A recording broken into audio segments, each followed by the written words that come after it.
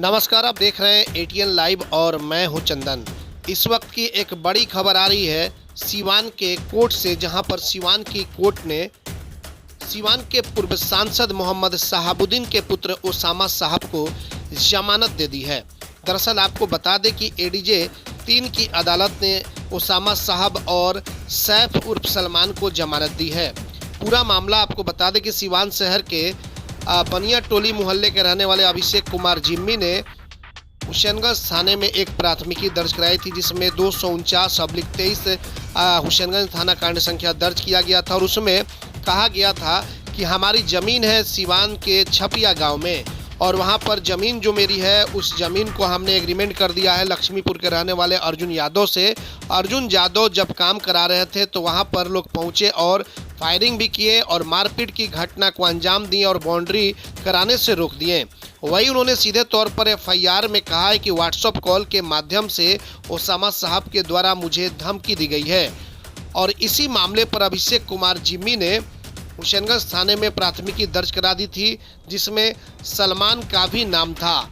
Police ने जिस दिन छपिया में काम हो रहा था और उस दिन जो घटना घटी उसके बाद से मौके से पुलिस ने अविनाश तिवारी और ऋतिक सिंह को गिरफ्तार कर लिया था।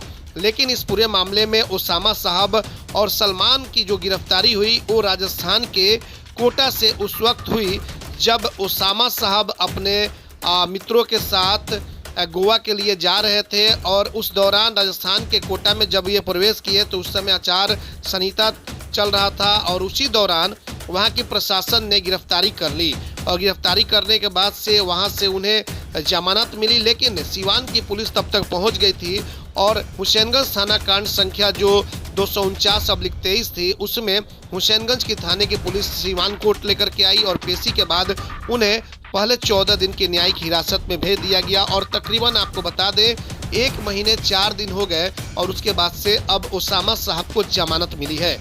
लेकिन सवाल यह है कि ओसामा साहब को जमानत मिल गई है लेकिन वो बाहर नहीं आ सकते, क्योंकि अभी मोतिहारी का एक केस है 533/23 जिसमें आपको बता दें कि ओसामा साहब की बहन की शादी हुई है और उनके ससुराल वाले जो है इफ्तिखार अहमद, उनके भाई से विवाद है जमीन का और उस मामले में उन लोगों ने ओसामा साहब और इफ्तिखार अहमद के कई परिवार वालों पर मोतिहारी के टाउन थाने में केस दर्ज कराया था और उसमें कहा था कि ओसामा साहब अपने कई लोगों को यहाँ पे लेकर के आए और वहाँ पर बाउंड्री हमारी तोड़ दिए।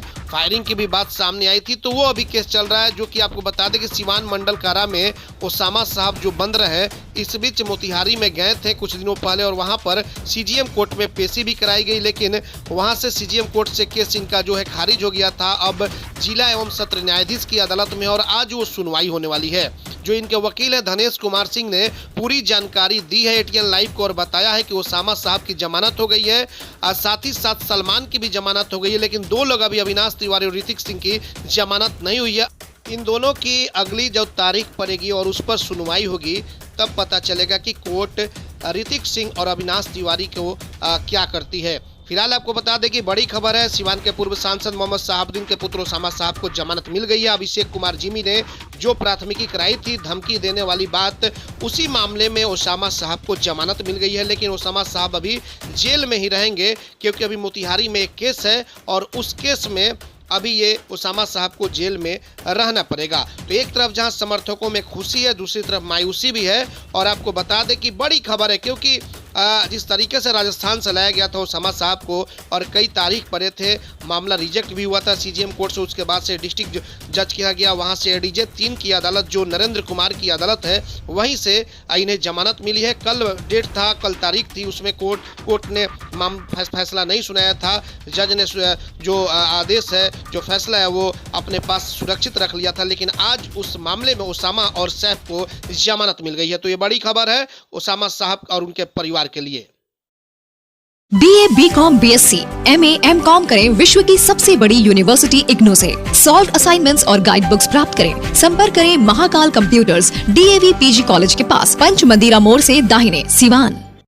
RS जेम्स एंड ज्वेलर्स, जहां आपके लिए हॉलमार्क जेवर एक से बढ़कर एक डिजाइनों में उपलब्ध हैं। वहीं लेनी हो गोल्ड, डायमंड या चांदी के जेवर तो आज ही चलें सिर्फ और सिर्फ आरएस जेम्स एंड ज्वेलर्स। सबसे विश्वसनीय shop, Lal palace, station road, Siwan. Mobile number 9572658649 और 7979869475।